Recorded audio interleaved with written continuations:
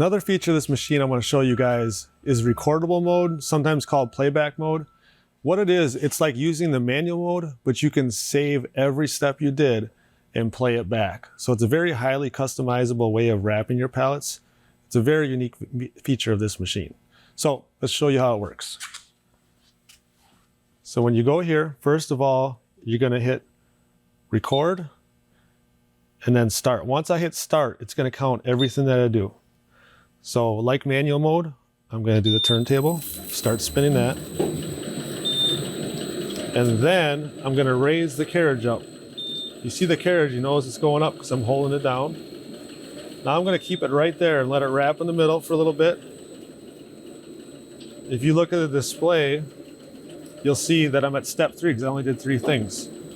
Now I'm going to go back up, kind of finish up the pallet up top. I'm going to let it wrap there. And now I'm going to hit stop. And wait till it completes. Then I'm going to, it's defaulting to record number 1. I'm going to say I want this saved as number 3. So if I save it and click OK, it's saved it to number 3. So now what I want to do is reset this and get it back to the down position, and then do that exact same thing by going to recordable pallet number 3. So I click reset, I'm going to get the turntable at home position, the carriage to the bottom. Now if I want to wrap that exact same pallet, I go over to load and I go up to recordable number 3, hit OK.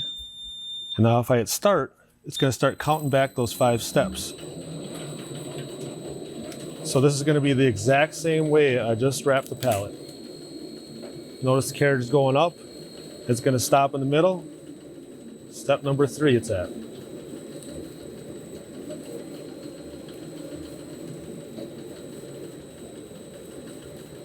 Now step is going to go up.